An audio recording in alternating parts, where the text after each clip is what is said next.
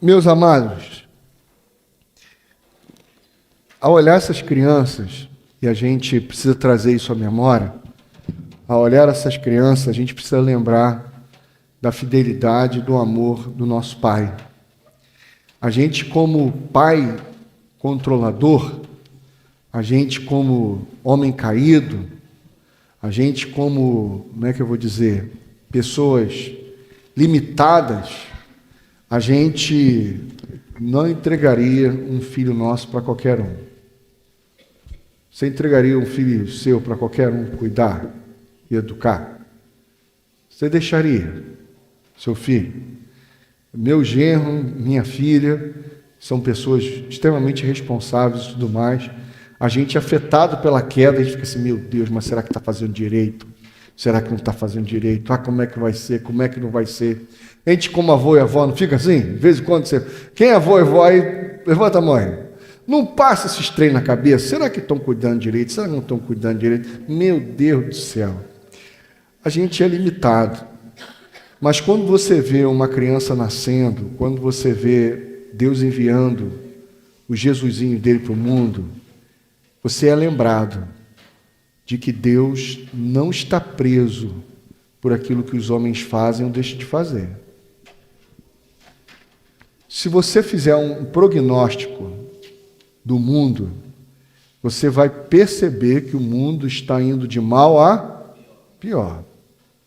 E isso assusta ou enche de esperança, gente? Isso assusta.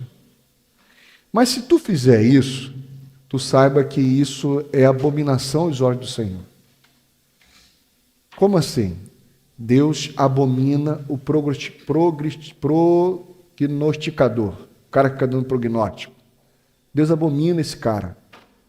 Porque esse cara quer se colocar no trono e dizer como é que o rumo da vida vai. Meu irmão, o Senhor, Ele é soberano. E Ele é o Pai da família. E a família continua sendo educada e cuidada por Ele. Você e eu precisamos lembrar, precisamos trazer à nossa memória, que quando Jesus ressuscitou, antes de ressuscitar, antes de ser morto, Jesus foi parar no palácio de Herodes, Jesus foi parar na casa dos fariseus, mestres da lei, foi parar na casa dos sumos sacerdotes, que tiraram onda, vamos dizer assim, tiraram onda com a cara de Jesus. Jesus foi parar lá no Pilatos, mas Jesus, depois que morre e ressuscita, Jesus não vai na casa de nenhum deles. Biblicamente falando, até hoje, Pilatos não sabe se Jesus ressuscitou ou não. Até hoje, biblicamente falando, no sentido histórico, documentado, você não sabe se Herodes ficou sabendo que ele tinha ressuscitado. Porque na cabeça nossa, caída, de gente que quer controle e poder, se você tivesse ressuscitado depois de tudo aquilo que fizeram com você, meu filho, eu duvido que você não ia pegar lá aquela música, é da Maris, eu não sei de quem é aquela música, não sei de quem é, quem te viu passar na prova te ajudou, quando te vê na bênção vai se arrepender. Eu duvido que você não ia ali mesmo, no primeiro século, já ia compor essa música, ia mandar ver lá na cara do Herodes, lá na cara do Pilatos. Você me humilhou, você passou, você me fez isso, agora, olha eu aqui. Não, Jesus não faz isso. Jesus não faz isso. Jesus aparece para os seus discípulos e começa a ensinar. Ele não faz mais milagres. Ele começa a ensinar. Ele não quer ficar fazendo mais prodígios. Ele quer ensinar. Para os filhos de Deus, para quem ele apareceu, o que Jesus deu foi ensino. O que Jesus deu foi ensino. Nós não estamos aqui, em nome de Jesus, para vermos coisas extraordinárias da parte de Deus. Nós não estamos aqui congregados para vermos milagres da parte de Deus. Nós estamos aqui em nome de Jesus para ouvir o que Ele tem nos ensinar. Nós vimos, irmãos, Ele morto pela fé. Mas nós vimos que essa morte não pôde... O que a morte não pôde fazer? Não pôde vencê-lo. E nós vimos que Ele ressuscitou. Amém? Você viu isso, irmão? Pela fé? Você vê o túmulo vazio pela fé? Então, pessoas que viram isso, elas não vão mais atrás de milagres. Elas não vão mais atrás de coisas extraordinárias. Elas vão atrás de serem ensinadas por aquele que ressuscitou. Então, hoje, nós estamos aqui para celebrarmos a ceia como quem aprende, como quem crê de todo o coração que onde há 2 ou mais pessoas, ali o Senhor está. Está no sentido de ser. Está no sentido de é. Porque Deus como onipotente, ou melhor dizendo, Deus como onipresente, Ele está no inferno e o inferno está nele. Deus como onipresente. Onipresente está presente aonde? Todo lugar. Deus como onipresente, o inferno está em Deus? Está ou não está, irmão? Quem criou o inferno, gente? Quem criou o inferno? Foi Deus. E criou o inferno aonde? Existe algum lugar fora de Deus? Existe? Não. Então o inferno existe aonde? Em Deus. Só que o inferno, Deus está, mas Deus não é lá. Deus não é lá. Deus só é numa comunhão. Então esse estar não é no sentido geográfico, porque geograficamente todas as coisas estão em Deus e Deus está em todas as coisas. Mas esse estar é no sentido de ser. Aonde Deus é? Deus é onde há comunhão. Deus é onde há afeto. Deus é onde há relacionamento de amor. Porque quem Deus é? Deus é uma família de pessoas que se amam. Pai, Filho e Espírito Santo. Deus é uma comunidade de pessoas que se amam e que se partilham. Por isso nós estamos aqui reunidos em torno de uma mesa. Não para fazermos um ritual onde nós vamos agradar a Deus com os nossos sacrifícios, mas onde nós vamos fazer um ritual litúrgico, onde vamos trazer à memória o sacrifício que Deus deseja que a gente faça, não na direção dele, mas sim em nome dele, em favor dos nossos irmãos. Amém, irmãos? Para isso eu gostaria de convidar você a abrir a sua Bíblia em Lucas, capítulo 22. Lucas 22. Eu vou deixar hoje meus irmãos fazerem a introdução de vocês. E vocês que vão mandar ver. E eu vou ficar aqui, sim, e depois eu entro. Tudo combinado, só com o Espírito Santo. Mas nós vamos lá, em nome de Jesus. Quero agradecer a vida de cada pessoa que está aqui, em nome de Jesus. Talvez você que está aqui, está vendo assim, 3 pessoas aqui expondo a palavra. Eu só queria, em nome de Jesus, só frisar o porquê disso. Como nós falamos, Deus é uma comunhão. A Bíblia nos foi dada numa relação de comunhão. Temos mais de 40 autores, de épocas diferentes, gerações diferentes. Eu sou de uma geração, eles 2 são de outra geração. Nós 2 somos homens, mais ou menos, e ela é mulher. Nós estamos no processo aqui de unidade na diversidade. E isso é unidade na diversidade, onde há uma relação de pessoas que são gerações diferentes, sexos diferentes, mas que em Cristo se vê em uma só. Então, por que você está vendo 3 pessoas aqui? Porque nenhuma profecia é de particular interpretação. A profecia precisa ser discernida numa comunidade, numa relação, num afeto. Há quantas pessoas que leem a Bíblia sozinha e fazem as suas interpretações sozinhas, que não tem nada com o espírito da revelação, porque a revelação sempre vai jogar a gente para uma comunhão. Então, se você não entender nada do que nós dissermos aqui verbalmente, só preste atenção na mesa, preste atenção na ceia e lembre-se, Deus é uma comunhão.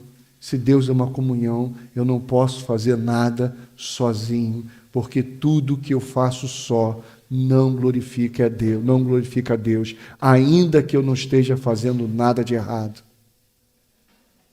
O homem, antes da queda, não estava fazendo nada de errado, mas o Deus que o criou olhou para ele, não fazendo nada de errado, e disse: não é bom que o homem esteja só. Então, tudo que você e eu anda fazendo sozinho, como fruto da nossa própria cabeça, pode não estar errado, mas isso é mal. Então, nós estamos lendo a palavra de Deus comunitariamente, e é isso que a gente vai fazer em nome de Jesus. Amém? Com vocês. Amém. Então, vamos lá. Pela manhã, nós vimos um pouquinho sobre Judas, né? E aí eu gostaria que a minha introdução fosse sobre ele, porque tem alguns pontos que eu achei interessante que a gente precisa meditar um pouquinho. Que a gente pensa em Judas, pensa em um ato, né? Não pensa uma vida inteira longe de Deus, apesar de estar perto. Ele estava perto, e a diferença entre ele e Pedro, que é a quem a gente vai conversar mais um pouquinho agora, não tem muita diferença, porque os dois pecaram. Os dois traíram, os dois negaram a natureza por um tempo. A diferença está no coração, né? A gente percebe isso muito nitidamente no Judas. Ele o tempo todo estava olhando só para o aparente, né? Judas, se eu não me engano, é Jeová reina, alguma coisa o significado do nome dele, né? Então, assim, eu penso que os pais do Judas eram cristãos, eram crentes, né? Para dar um nome desse, para lembrar quem ele era, eu penso que eles sejam devotos, né? E bem firmes. Logo, Judas também era. Ele e Pedro tiveram as mesmas oportunidades, desfrutaram dos mesmos privilégios, receberam o mesmo ensino, presenciaram os mesmos milagres, receberam da mesma fonte, comeram do mesmo pão. Por que que um teve o final diferente e o outro não? A gente precisa ver. E eu fui ver um pouquinho da vida do Judas e eu percebi que a vida dele inteira era uma vida só de perto, não de íntimo. E aí está a diferença de um e o outro. Judas, o tempo todo, estava perto de Jesus. Ele foi atraído por um momento por Jesus e ficou até o final com ele. Só que no ápice... Você está indo bem. No ápice, ele negou, de fato, porque a vida dele já era uma negação de quem ele era, né? E... é só a gente lembrar do episódio de Maria. Não sei se os irmãos recordam que ela quebrou o nardo, né, nos pés de Jesus. E a primeira reação de Judas foi o quê? Por que você está quebrando esse nardo? Vende isso, né, distribui para os pobres. Então, o coração dele o tempo todo estava voltado para o que era visto, para o que era aparente, para o que era material. E a gente vai percebendo esse desenrolar da vida do Judas o tempo inteiro enquanto ele esteve com Jesus. Então, ele estava perto, mas ele não era íntimo. Então, a questão aqui não é se ele fez o que era certo ou errado, porque ele buscou sempre fazer o certo, né? Amém. Ele sempre buscou fazer o certo. Até no suicídio, ele estava achando que ele estava fazendo o que era certo. E eu gostaria de ir com os irmãos lá em Êxodo. Deixa eu só confirmar onde está. Em Êxodo... Deixa eu ver minha cola, tá?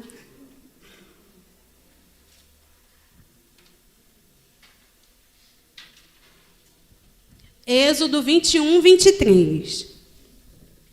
Porque a gente pensa que ele estava arrependido, por isso ele se matou. mas ele não estava. O tempo todo, Judas estava atrás de fazer o que era certo aos olhos dele. Ele era um crente, por isso ele estava atrás de fazer o que era certo. Irmãos, estão prestando atenção no que ela está falando? Preste atenção, irmão, que esse negócio é... Mas eu falo presta atenção assim, no sentido assim, medita isso, medita nisso. Vai. 21, 23. Mas, se houver danos graves, a pena será vida por vida. Esse episódio estava relatando as leis lá do Antigo Testamento que Deus tinha feito para o povo. Então, na cabeça do Judas, quando ele viu que Jesus não ia se transformar no que ele imaginou, porque ele tinha uma cabeça, uma consciência de Jesus, um Deus. Eles criaram um Deus na cabeça. Quando ele viu, caramba, Jesus não vai revelar o poder dele. Ele vai morrer. Ele se deu mal e agora eu que me lasquei porque fui eu que entreguei ele à morte. Então, na cabeça dele, rapidamente, ele voltou. Então, tem que corrigir isso. Eu vou ter que consertar. O que ele fez? Ele foi lá e se matou. Irmãos, estão entendendo o que está falando? Judas estava cumprindo a lei. Segundo a interpretação de quem? Dele. E não o que ele estava discernindo na relação com Jesus. Você entendeu o que ela falou? Isso é lindo, irmão. Lembre-se, a Bíblia vai fazer um conceito de fé. Ora, sem fé é impossível. Vamos lá, continua. Porque é necessário que aqueles que se aproximam dele creiam que ele existe e que é galardoador daqueles que o buscam. Amém? Sem fé é impossível ter uma relação agradável com Deus, porque é necessário que aqueles que se aproximam, se aproximar aí é estar perto ou aproximar-se é ser semelhante. Se aproximar é estar perto, ou conforme ela está dizendo aqui, se aproximar é ser íntimo, tornar-se um com ele. O que é se aproximar? É o quê? Se aproximar é ser semelhante. De tal maneira que quem olhar para você, por exemplo, eu ia brincar, mas não parece não. Eu ia brincar assim, olha Agnes, é a cara do vovô, semelhante ao vovô, mas não é não. Eu ia forçar a barra, só a orelhinha, só. Só a orelhinha que parece com a do vovô, o resto parece nada com o vovô, graças a Deus. Mas enfim, o próximo é semelhança. E um dos conceitos bíblicos sobre semelhança, imagem e semelhança, é filho. É filho. Criou Deus a sua imagem conforme a sua semelhança. Essa ideia de imagem e semelhança é de filiação. Adão criou, pois, um filho à sua imagem, Adão, pois, gerou um filho à sua imagem conforme a sua semelhança. O que o texto bíblico está falando? Que Adão teve filho. Então, aproximar-se de quem Deus é não significa estar perto como tempo, espaço e distância. Porque perto, até os demônios têm que viver perto de Deus. Porque aonde os demônios vão viver? Entre aspas, viver, né? Porque o demônio não vive. Aonde eles vão subsistirem? Quem é a base para eles subsistirem? Quem é, irmão? Quem? Deus. Nele tudo subsiste. Principados, potestades, soberanias, nele tudo subsiste. Então, a maior desgraça do diabo é que ele não tem uma outra base de subsistência que não seja Deus. O diabo subsiste em Deus, embora ele não viva. Até aqui tudo bem, irmão? Só que, tanto é que quando ele ouve o nome de Deus, como é que o diabo fica? Como é que Tiago fala? Você crê em Deus? Grande coisa. Que até os demônios creem e quando ouvem o nome dele, o que acontece? Estremece. Então não é estar perto geograficamente, é estar perto no sentido de ser semelhança, de encarnar esse filho. De encarnar esse filho. Isso que ela está colocando aqui, Judas não traiu Jesus num ato. Judas traiu Jesus quando não se rendeu ao ensino de Jesus enquanto caminhava com Jesus. Ele não se deixava ensinar. Ele não se deixava afetar. Ele estava tão preso ao seu conceito de certo e errado, que mesmo depois de ter feito tudo o que fez, ao invés de se voltar para Jesus, ele resolve cumprir a lei. Judas, como ela disse aqui, não se matou descumprindo a lei. Judas se matou cumprindo a lei nele mesmo. Você já tinha pensado nisso? Nem eu, Rani. Mas porque é isso ele estava mesmo. em busca de salvar. Ele queria salvar Cristo. Ele queria salvar ele mesmo e a Cristo, porque na cabeça dele deu tudo errado. Estava dando tudo errado. Jesus estava sendo morto. Então, ele não fez, né? Ele tinha muita maldade, mas ele não fez com isso. Ele queria o poder revelado. Só que Jesus não veio para revelar poder. Ele se despiu do poder. E quando ele percebeu de fato que aquele não era o Jesus que ele idealizou na cabeça, não era o Deus que eles esperavam que ia tirar ele da pobreza, porque os discípulos não eram ricos, né? Eles não tinham um cognitivo, um poder executivo para a missão que eles foram chamados. Eles não tinham nada aparente. Então, assim, na cabeça deles, Jesus ia salvar eles dessa vida. Jesus veio para resgatá-lo para uma vida melhor, para comer o melhor dessa terra, como muitos de nós falamos. E não foi isso que Jesus fez. Não foi para isso que Jesus veio. Quando ele se deparou com essa verdade, ele viu que não tinha mais o que fazer. Então, ele se recorreu mais uma vez à lei para concluir, porque ele queria, na verdade, concluir, de qualquer jeito, o que ele tinha começado na cabeça dele. Amém. Sabe qual é o significado do nome Judas? Pesquisei aqui. Louvor a Deus. Exaltação a Deus. Como é que Judas era conhecido pelo pai? Como uma expressão de louvor. Como é que Judas era reconhecido, ou melhor dizendo, como é que Judas era conhecido pelo pai? Como alguém que exaltava a Deus. O pai em nenhum momento negou que o Judas foi criado para isso.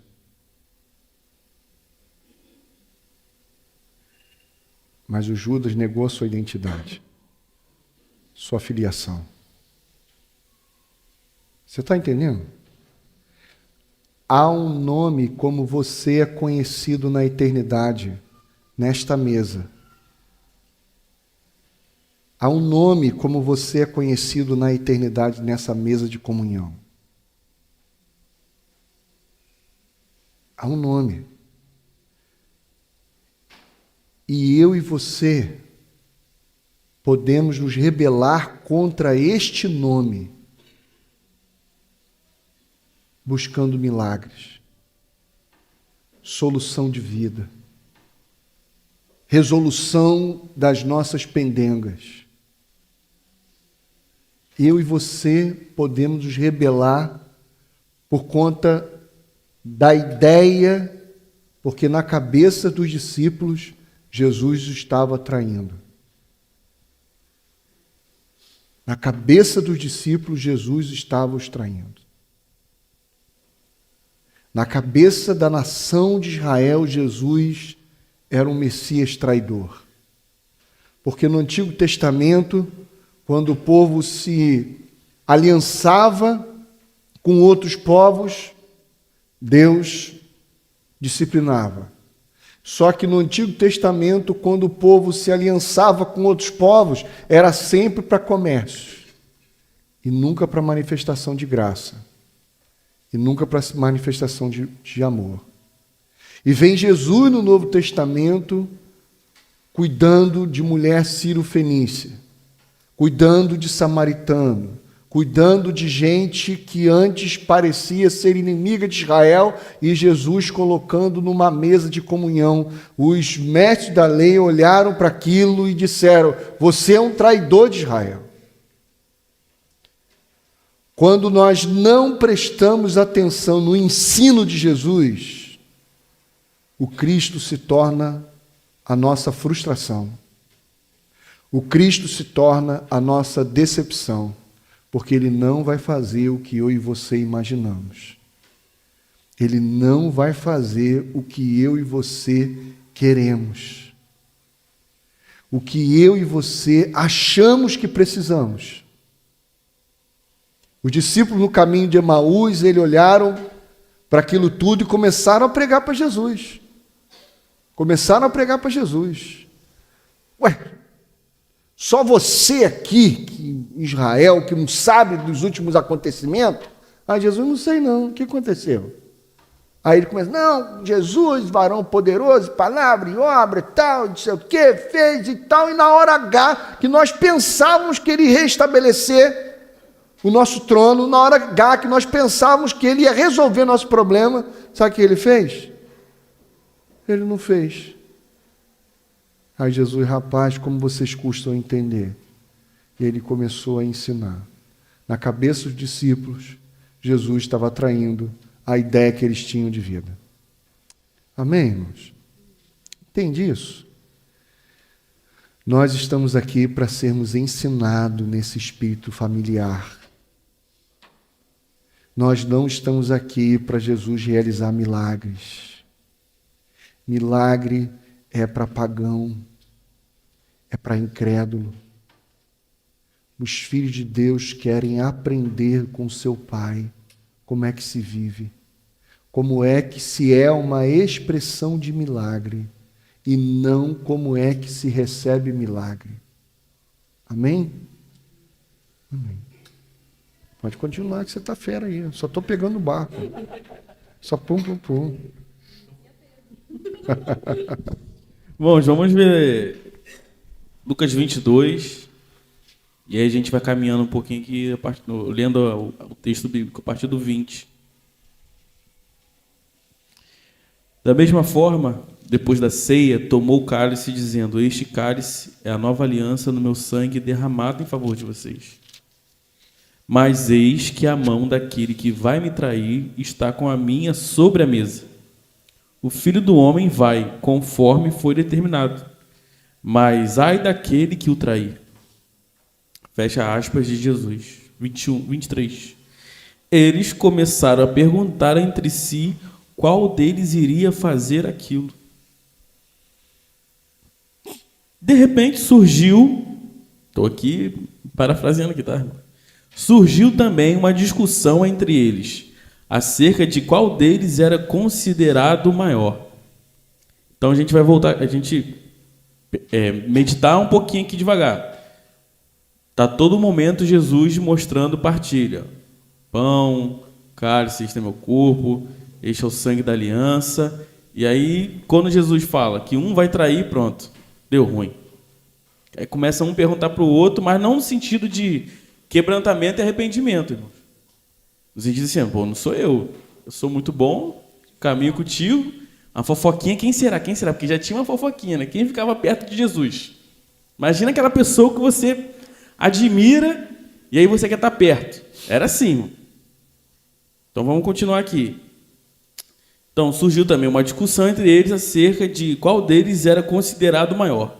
Jesus lhes disse: os reis das nações dominam sobre elas, e os que exercem autoridade sobre elas são chamados benfeitores, mas vocês não serão assim. Ao contrário, o maior entre vocês deverá ser como o mais jovem, e aquele que governa como o que serve. Pois quem é maior, o que está à mesa ou o que serve? Não é o que está à mesa, mas eu estou entre vocês como quem serve. Vocês são os que têm permanecido ao meu lado durante as minhas provações. E eu lhes designo um reino, assim como meu Pai o designou a mim, para que vocês possam comer e beber à minha mesa no meu reino e sentar-se em tronos, julgando as 12 tribos de Israel. Deus nos deu um reino. E a gente se senta nesse trono. E aí a gente julga as 12 tribos, ó. Preparas para mim uma mesa, um banquete perante os meus inimigos, e eu vou aqui julgá-los. Só que a gente sempre, desavidamente, ou não meditando tão profundamente no que o texto está dizendo, como é que a gente reina? Porque se a gente for olhar rápido e lendo rápido e no aparente, a gente tem um reino, a gente tem um trono e a gente julga. Mas como é que se faz isso? Numa mesa onde que, aqui o texto da NVI está escrito que o mais jovem é maior do que o que está na mesa ali, o mais velho. Por que ele bota mais jovem? Porque no contexto judaico ali, oriental, a criança não tem vez. Então, entre a criança e um animal é a mesma coisa. Ela não tem lugar na mesa. Tanto é que quando Jesus está lá no discípulo, no templo, ele tem 12 anos. E aí você já tem aquela transição que a gente já aprendeu. Mas até antes disso, ele é desconsiderado. Então Jesus fala, vocês têm um reino e vocês têm um trono. Porém, não tem essa discussão de quem é o maior. Porque vocês vão como quem serve. Porque Jesus vai como quem serve. E aí é onde que eu sei que a gente está batendo na mesma coisa, mas a gente precisa meditar isso, porque nas pequenas coisas a gente se perde. Por que a gente fala tanto de ceia? Porque na minha relação com as outras pessoas, eu preciso ter consciência de ceia. Em que eu vou partir o pão. E onde é que está o pão? Onde é que está o pão, Erivane? Onde é que está o pão? No armário? Ou o pão está lá junto com a pessoa? A pessoa está enxergando o pão, você não. Por que será que você não está enxergando o pão? Porque não tem um espelho na frente. Se tivesse um espelho, você estaria enxergando o pão. Quem é o pão a ser partido? Nós. Amém. Não, eu só falei amém. Vai. Desconcertou aqui. Vai. Versículo 31. Tendo em semente que nós vivemos e fazemos tudo no sentido ritualístico da ceia, porque nós somos o pão e nós somos o vinho. 31. Simão, Simão, Satanás pediu vocês para peneirá-los como trigo. Mas eu orei por você, para que a sua fé não desfaleça. E quando você se converter, fortaleça os seus irmãos. E quando você se converter, fortaleça os seus irmãos. Aí ele vai falar, mas ele respondeu, estou pronto para ir contigo para a prisão e para a morte. Respondeu Jesus, eu lhe digo, Pedro, que antes que o galo cante hoje, 3 vezes você negará que me conhece. Pedro, quando você se converter, fortaleça os seus irmãos. Irmãos, estamos chegando no final aparente de Jesus aqui, depois de 3 anos caminhando com os caras. E aí Jesus fala para Pedro, Pedro, tu precisa se converter. Às vezes parece assim meio vago, né? Tem que se converter de quê? Aí mais para frente, não, eu vou caminhar contigo, vou estar lá. Só que mais para frente a gente vai ver que quando Jesus ressuscita, e a gente lembra daquela conversa lá, Pedro, tu me amas? Apacenta as minhas ovelhas. Pedro, tu me amas? Que ele gosta dessa coisa de 3 vezes, né? 3 vezes nega, 3 vezes fala que ama. Gosta dessa coisa de 3 vezes. Mas por que Jesus pede para Pedro se converter? Pede não, avisa, quando você se converter, essa conversão, irmãos, essa consciência de que Pedro não tinha até ali, de que ele estava numa mesa para ser partilha. Porque ele estava na mesa junto com Judas comendo. Só que a postura de quem come apenas e não se dá é de que está cego, de quem é traidor. E não está convertido ao Espírito. Então, se eu tenho uma relação, igual a gente estava conversando hoje com o Jorge, sobre um exemplo que a gente ouviu do irmão que perguntou para a gente, você vai na padaria para falar com o padeiro ou para comprar o pão? Porque no aparente isso não quer dizer nada. Você só dá um oi, um bom dia, uma boa tarde. Mas quantas vezes a gente faz isso e traz uma diferença para quem está ouvindo? Para a gente, muitas vezes, não tem diferença nenhuma. Mas esse coração convertido de ação de quem vai se partir, que seja na mínima coisa, no mínimo movimento, isso traz uma diferença porque você está sendo partilha para o outro. Porque para você mesmo, muitas vezes, não vai fazer nada. Mas para o outro é muita coisa. E aí Jesus fala, Pedro, quando você se converter é isso, é enxergar o outro. Porque se a gente for lembrar mais para frente, quando Paulo chama a atenção de Pedro, porque Paulo está lá com os gentios, ele age de um jeito. Aí quando ele chega nos judeus, ele age de outro. E aí ele fala, irmãos, isso é tão maldito, essa postura de quem está na mesa e não enxerga o outro e não está convertido, que até Barnabé, que era um homem santo de Deus, que foi o único que trouxe Paulo quando Paulo se converte, porque, como a gente aprendeu aqui, Paulo era aquele cara, matava todo mundo em nome de Deus. Aí, de repente, na aparência, ele se converte, encontra com Jesus. Aí os discípulos lá em Jerusalém, os apóstolos, falam assim, eu não vou receber não, tá doido? E aí Barnabé, que era conhecido como uma pessoa que era receptiva, que era acolhedora, traz Paulo e introduz à mesa, porque os irmãos dele não queriam recebê-lo, por N fatores, mas eles não acreditavam na conversão de Paulo. E aí mais para frente Pedro tem essa atitude de ir lá e cá, de não discernir no espírito que todos são irmãos dele, até Barnabé se perde. O texto vai falar que até Barnabé se perdeu nisso, ficou perdido lá, porque deixou de vigiar, deixou de meditar. E às vezes as coisas são sutis, e a gente precisa enxergar isso, que nós precisamos ter o coração quebrantado e arrependido, e trazer a consciência todo dia. Às vezes a gente está batendo na mesma coisa, mas nas pequenas coisas, quando a gente vai para a vida, quando a gente vai para a relação, a gente deixa de se dar. Porque muitas vezes a gente está dando o fazer, mas a gente não está se dando completamente. Preste atenção nisso, irmão. Quando a gente faz algo para o outro, não necessariamente está se dando, não. Você está cumprindo. Você pode dar uma carona para o irmão. Mas se o seu coração não for um coração de partilha, de nada vale. Porque Pedro sempre era o cara que fazia, pegou a espada, cortou a orelha, mas na hora de ir por uma mesa, aí a coisa já virou outra. Aí não, até aí eu vou. Venho todo domingo para a igreja. Eu tenho um jargão que a gente precisa ser mesa, porque a gente está num ambiente comum.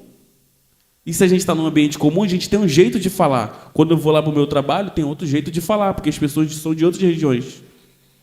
Mas aquilo que está encarnado em mim é que precisa ser evocado. E não só no fazer. Porque fazer por fazer, eu posso vir aqui e tocar. Mas se eu não me dar de partilha para o outro, não faz diferença. Melhor que não fizesse.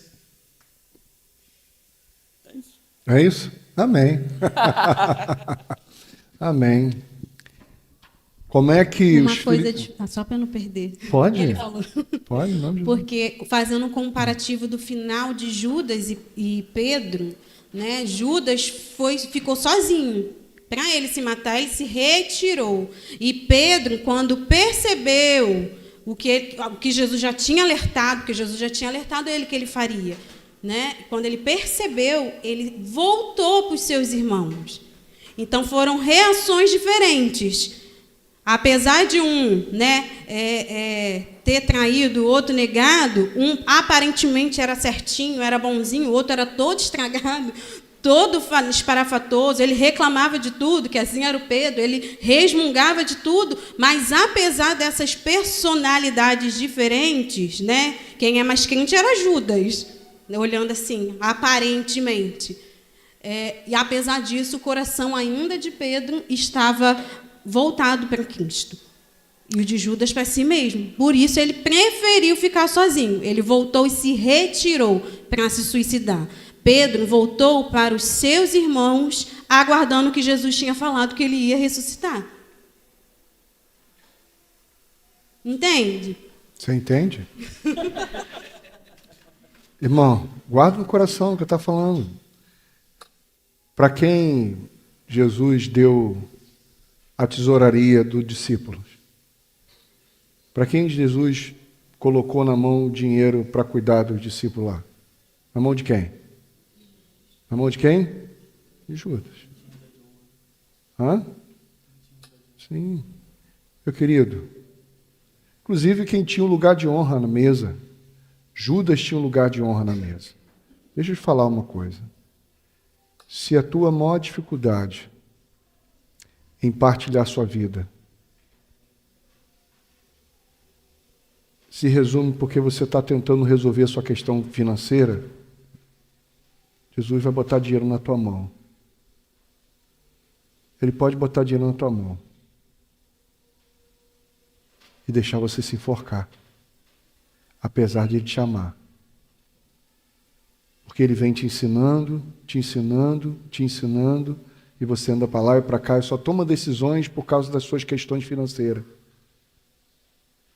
Você está procurando ser honrado no seu casamento, nas suas relações. Ele vai botar na sua mão, pô. Não vai faltar nada para você. Vai te dar o que você quer. Mas isso vai constituir o seu suicídio. Porque você nunca quis se entregar ao Cristo. Pedro, irmão. O Pedro, nosso irmão. Pedro era convertido a Jesus. Se você perguntasse assim, Pedro, Jesus, você ama Jesus? Ele ia falar, amo Jesus, rapaz. Jesus eu amo. Inclusive eu quero protegê-lo dele morrer. Inclusive eu quero protegê-lo de ele se sacrificar. Que esse negócio de sacrificar pelos outros, nada. Eu amo tanto Jesus, tanto Jesus. Pedro era convertido a Jesus. Mas Pedro não era convertido a Cristo. Pedro não era convertido à mesa de comunhão. À mesa de comunhão. Por isso, quando Jesus falou assim, Pedro, quando você se converter, por quê? Porque os filhos de Deus vão reinar, mas vão reinar numa mesa onde eles servem. Porque príncipes não estão lá para se fazerem do reinado. Príncipes são aqueles que assumem a responsabilidade por um povo. Meu irmão, aquelas pessoas que convivem com você no ambiente de trabalho, são sua responsabilidade. Você foi enviado como um pão para lá. Aquelas pessoas que estudam com você são sua responsabilidade. Lá é a mesa que Deus preparou. E Jesus está aqui nessa noite, porque tem muitos de nós que ainda não se converteram às relações. Ainda fica olhando como Pedro olhava para o Cornélio. Esse cara é imundo. Esse lugar aqui é imundo. Pastor, o senhor não sabe como é que é difícil trabalhar lá onde eu trabalho, lá onde estudar, onde eu estudo. O pessoal lá é difícil pra caramba. Esse sistema onde eu estou é muito pressoso. O senhor não sabe como é que é a pressão que eu sofro. Pois é, são teus irmãos. E você está lá, porque você é o responsável por aquele lugar. Você é aquele que Deus enviou para ser partilha lá. Ah, não, mas eu vou me unir aos crentes de lá. Pedro, irmão, ele queria só se unir aos crentes dele lá, que pensavam igual a ele, do pá, tem, não sei o quê, vai para lá e reteté para cá, mas não abençoava ninguém, não partilhava a vida com ninguém. Paulo, quando vê isso, irmão,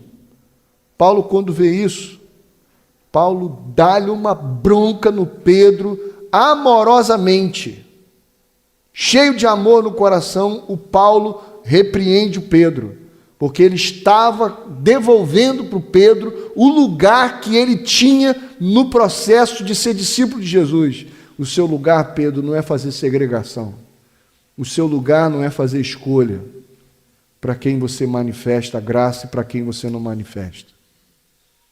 Amém, irmãos? A pergunta é, em nome de Jesus aqui, nós vamos cantar, nós vamos distribuir a ceia. A pergunta é: você está se vendo responsável? Você está vendo que aquele lugar onde você trabalha, que aquele lugar onde você mora, que aquele lugar onde você estuda, aquele lugar foi o lugar que Deus preparou para você partilhar, para que você partilhe de quem você é na direção dos seus irmãos?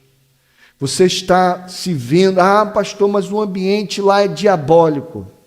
Pois é, os filhos de Deus não estão ocupados em subir. Os filhos de Deus estão cada vez mais ocupados em descerem às partes mais baixas da terra. Se aquele lugar diabólico, é exatamente lá que o nosso Pai te envia. Se aquele lugar é um lugar difícil, cheio de trevas, ninguém vai precisar de luz onde tem luz. Aonde que precisa de luz? No lugar que está cheio de quê? De trevas. Então Deus tem te enviado para esse lugar trevoso, porque você é luz, você é sal, você é um filho dele, e o filho dele não está ocupado em se salvar, não está ocupado em ir para o céu. O filho dele está cada vez mais ocupando-se de descer às partes mais baixas da terra. Irmão, você acha que eu nunca busquei na minha vida tranquilidade? A minha vida toda, irmão, na carne foi planejada assim: vou fazer isso. Com 22 anos, irmãos, eu já tinha 2 casas.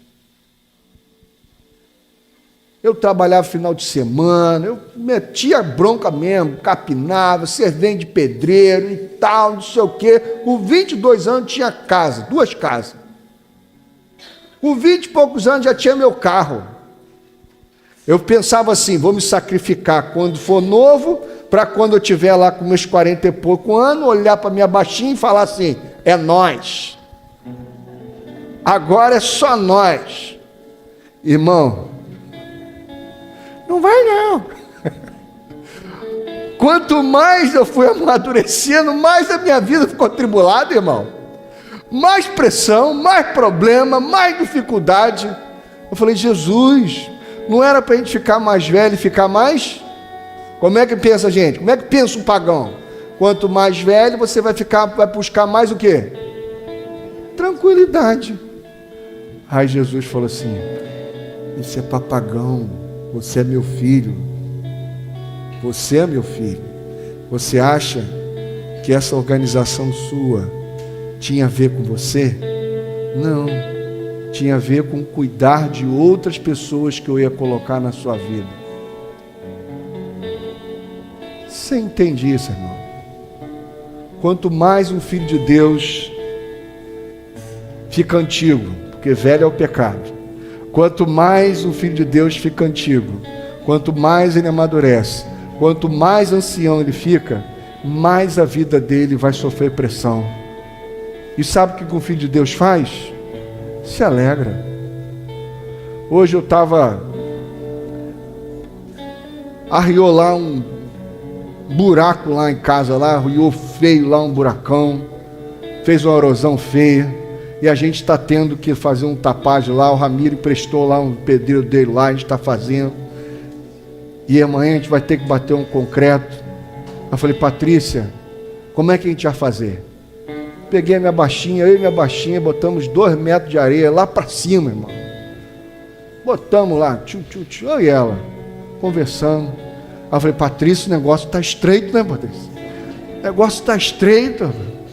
Mas aí a gente também lembrou. Irmão, de coração, estou falando aqui de coração. Nossos filhos são de Jesus, irmãos. Nossos filhos são de Jesus. A Águida está aprendendo sobre Jesus, sobre o Cristo. Falei: Patrícia, toda a pressão que a gente está vivendo são pressões das circunstâncias. São pressão das circunstâncias. Mas olha a graça de Deus em a gente poder ter os filhos na presença do Senhor. Essas lutas são lutas. Nós vamos enfrentar. Mas a gente está enfrentando, se amando, Estamos enfrentando no meio disso tudo sem ficar amargo. Estamos enfrentando isso tudo com doçura, sem se vitimizar. A gente não fica se vitimizando, tadinho da gente, estou passando com isso, entende? Meu Deus. Não, a gente pede oração para partilhar, para te dar a oportunidade de fazer parte do processo daquilo que Deus está fazendo. É isso que a gente pede oração. Então, meu irmão, se você que está ficando mais antigo, está buscando tranquilidade, eu quero te dar uma notícia em nome de Jesus. Se arrependa, Pedro. Se arrependa, Pedro. Se arrependa, Pedro. Se arrependa, Pedro. Porque quando você se converter, você vai entender que a sua vida é uma oferta de amor ao Pai na direção dos seus irmãos até você morrer. Quando você se converter, você vai discernir que a sua vida é um sacrifício de louvor a Deus até o último segundo. Amém, irmão? Nesse espírito, vamos partilhar da mesa em nome de Jesus. Enquanto nós cantamos, você sai do seu lugar, você que é um filho de Deus, você que é um filho de Deus, enquanto nós cantamos, sai do seu lugar e vem aqui em nome de Jesus pegar os elementos. Todos os filhos de Deus pegaram? Quem aqui é filho de Deus? Levanta a mão em nome de Jesus. Amém? Então, quem é filho de Deus aí? Levanta a mão aí, irmão, em nome de Jesus. Você é filho de Deus ou não é? Você é filho de Deus. Eu creio nisso. Eu creio. Então, você é convidado à mesa. É convidado não. Você é chamado e convocado. Se você não pegou, quem está negando a mesa é você. Mas o Pai não está negando. Como é que era Judas conhecido? Como é que Judas era conhecido? O nome dele lá? Exaltação a Deus, louvor a Deus. Então, como é que Judas era olhado, visto pelo Pai? Como uma expressão de louvor. O Pai não tinha problema nenhum com Judas. Judas é que tinha um problema enorme com o Pai. Não queria ficar naquela mesa. Irmãos, nós estamos aqui para vivermos a integralidade do Evangelho. E você precisa lembrar, em nome de Jesus, que esse pão aqui simboliza o corpo de Cristo. Amém? E quem é o corpo de Cristo? Quem? Então vamos falar assim: o corpo de Cristo é nós. É sério, mano. Para você entender que é um singular. Porque não somos nós, é nós. Então vamos lá. Corpo de Cristo, é quando eu falar o corpo de Cristo, você fala, é nós. Vamos lá, irmão. Corpo de Cristo? É isso aí. É isso aí. Então, que o Cristo nos mandou fazer em memória dele? Partir quem? Nós. Então, vou partir quem? Nós. Por quê? Deus não nos fez um pão inteiro. Deus nos criou para sermos um pão íntegro. Amém? E o que é um pão íntegro? Um pão íntegro é aquele que cumpre o seu propósito. Então, qual é o propósito desse pão? Façam isto em memória de mim. Então, em nome de Jesus, nós vamos cantar aqui. Enquanto nós cantamos, você vai partilhar um pedaço de você com seu irmão. Não é esse pão que você vai comer não, que ele vai rodar na mão de todo mundo. Mas é para você lembrar. E você não vai, preste atenção, irmão. Sabe o que o Pedro, nem o Judas, é o Pedro. Sabe como é que o Pedro faz esse momento? O Pedro faz assim. Pega o dele, aí dá para o outro. Isso é um Pedro, tem que se converter. Agora o Pedro convertido, ele vai lá, parte, em nome de Jesus, eu estou disposto a partilhar a minha vida com você, porque você é meu irmão. Aí ele dá a parte e entrega o pão. Ele não fica com nada. Jesus ficou com alguma coisa dele? Não. Aí deixa o outro Pedro ver o que o outro Pedro vai fazer. Amém, irmão? Amém? Para você lembrar.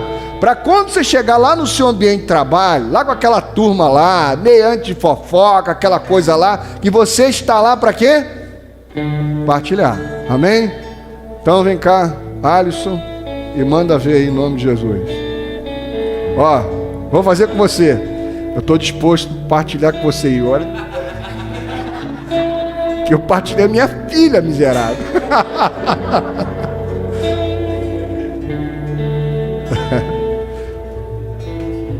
Amém.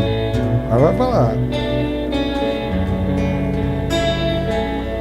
Vamos cantando e a gente turma fazer.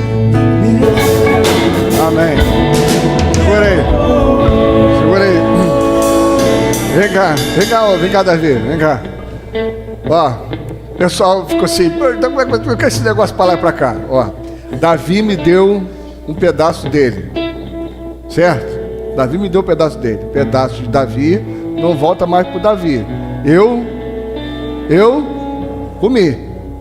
Agora, na relação, eu vou entregar uma parte ou para ele, mas ele já recebeu, já comeu alguém. Tem alguém na mão dele já devorou alguém. Agora eu vou fazer o quê? Agora eu vou para você. E aí a gente vai. Entendeu, irmão? Entendeu como é que funciona? Por quê? Guarda no seu coração. No reino de Deus, ou você é o caído que está chegando, que foi assaltado pelo mundo, pelas circunstâncias da vida, ou você é aquele que está levantando e cuidando do assaltado. Mas no reino de Deus não tem ninguém ocupado com a sua vida, vendo o outro caído e passando ao lado. Então, se você comeu de alguém, agora você está sendo enviado para você ser comida, ser alimento para outra pessoa. Amém? Pode sentar lá, Davi. Então, em nome de Jesus, sabe por que nós cantamos lá várias vezes? Por que nós cantamos do teu amor, teu amor, teu amor, teu amor, teu amor, teu amor? Por que a gente cantou? Porque a gente estava esperando uns pelos outros, enquanto o pão rodava. Sabe por que nós estamos cada vez mais adoecendo? Porque nós não estamos esperando os processos. Nós queremos tudo rápido para ontem. E nós estamos ficando doentes ansiosamente, querendo resolver tudo para ontem e esquecendo de nos submetermos a um processo relacional. Irmãos, todo cristão vai voltar para casa assim. Guarda no seu coração que eu vou falar aqui em nome de Jesus. As marcas que Jesus tinha no corpo dele eram marcas que a história fez ou eram marcas que ele tinha recebido na eternidade para manifestar na história? Eu vou repetir para você. As marcas que tinham no corpo de Jesus crucificado eram marcas que a história lhe fez ou eram marcas que ele tinha recebido desde a eternidade e que manifestou aqui na história? Hein, irmão? Não foi a história que marcou Jesus, irmão. Foi o amor eterno do seu Pai. Você sabia que na eternidade todos os filhos de Deus vão estar com as marcas do amor em seus corpos? Você sabia disso? Eis o Cordeiro de Deus que parecia ter estado morto. Esse aqui é um pão íntegro. É um pão que serviu de alimento para todo mundo. Agora esse pão voltou para onde? Voltou para a sua origem, da onde ele partiu. Agora esse pão é íntegro. Antes ele era um pão o quê? Inteiro.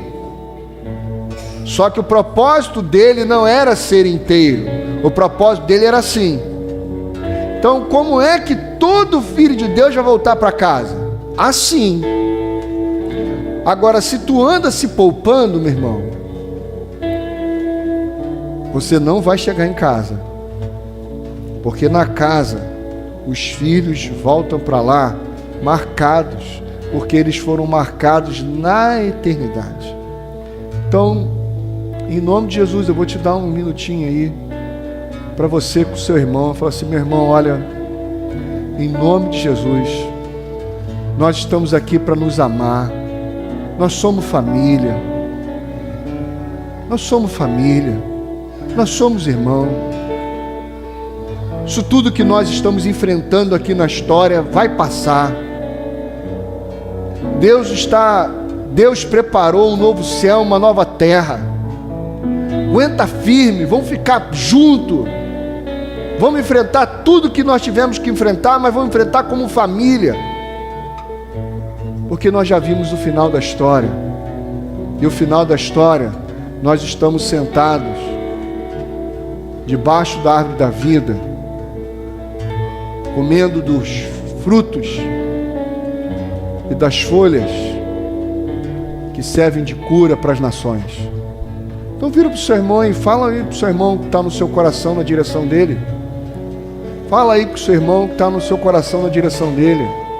Em nome de Jesus. Enquanto eles dedilham aqui, fala aí, esse é o momento. Esse é o momento, em nome de Jesus. Nós estamos ceando, nós estamos numa mesa.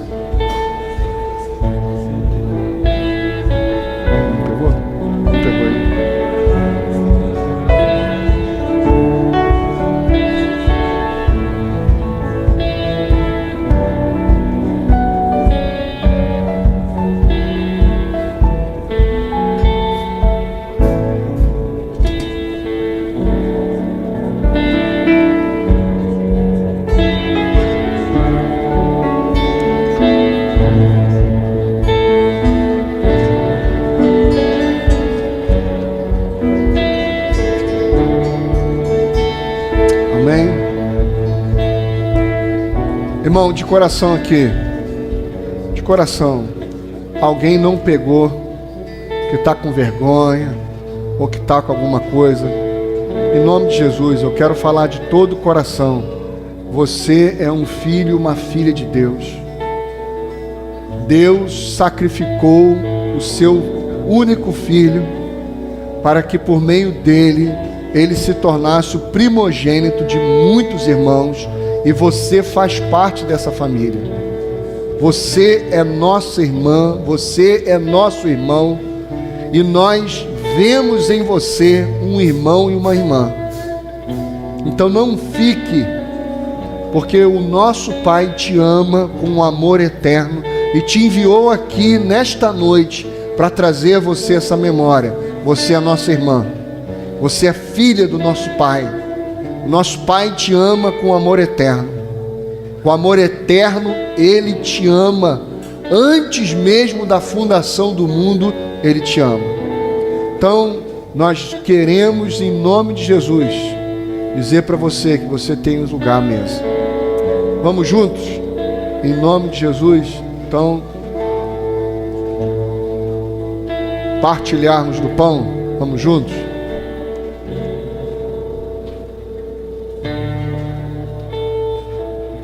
Pedir a Daiane para que ore em nome de Jesus.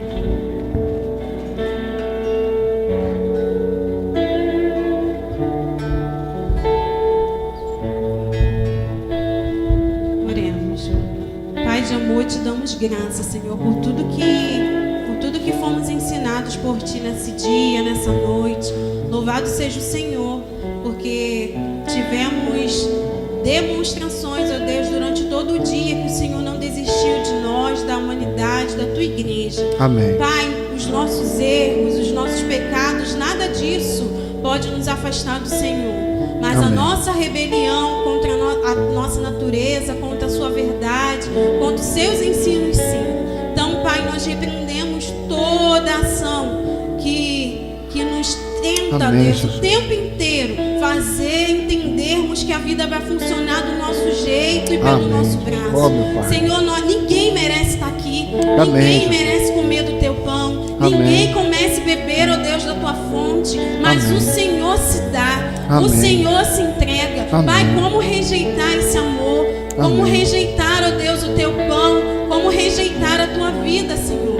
O Senhor é a demonstração perfeita do amor. O Senhor é o amor. Amém. Pai, então louvado seja o Senhor, porque o Senhor nos fez lembrar disso essa noite. O Senhor nos fez lembrar, ó Deus, que nós somos sua família, que nada se resolve sozinho. Amém. Que nada, ó Deus, resolve por nossas conclusões, por nossas idealizações de quem o Senhor Amém. por nossas idealizações de como a família tem que funcionar. Amém. Senhor, em nome de Jesus, que o Senhor quebre isso no nosso Amém. coração. Amém. Quebre isso, ó Deus, nessa Amém, Pai. mentalidade dividida. Amém, Que a gente acha que dá para viver do jeito que a gente quer e do seu jeito não dá. Não dá, ó Deus, para viver assim. Não dá para ter uma mente dividida. Não dá, ó Deus, para ter um coração dividido. Pai, nós entregamos o nosso coração totalmente ao Senhor, porque Ele é teu. Nós pertencemos a Ti. Na verdade, nós nem entregamos, nós trazemos a nossa memória que nós Amém. pertencemos ao Senhor. Amém. Então, louvado seja o Senhor, Amém. porque o Senhor é o Pai de amor. O Amém. Senhor nos resgatou, mas para que fôssemos, ó Deus, fontes, ministros da reconciliação com os nossos irmãos, que saiamos daqui, ó Deus, com esse entendimento marcado nos nossos corações. Não é o que eu faço, não é o meu braço, é quem o Senhor é em nós. Então que o Senhor vá através de nós por todos os lugares que o Senhor quer nos levar.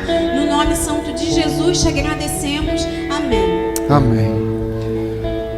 O sangue de Jesus não só nos salvou da morte. O sangue de Jesus não só nos libertou do pecado. O sangue de Jesus não só nos colocou na condição de filhos de Deus. O sangue de Jesus nos tornou família de Deus. Amém? Então guarda aqui. Porque eu posso perguntar para você e dizer: você é um filho de Deus? Você vai dizer: sim, sou um filho de Deus. Só que a obra de Deus não é apenas te tornar um filho. A obra de Deus é te tornar família de Deus. Eu vou fazer de você um povo. Quando Jesus ceou em Lucas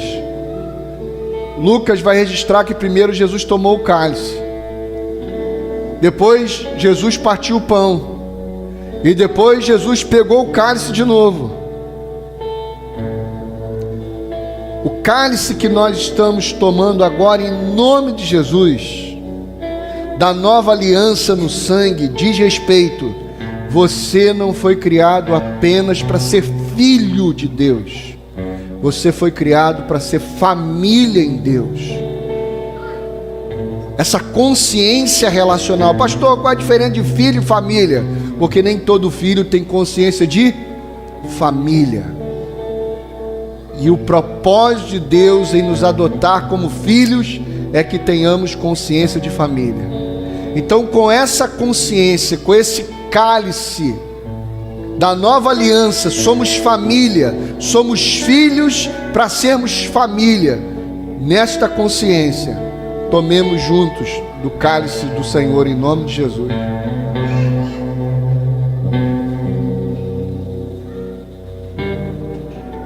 Filipão, você ora em nome de Jesus.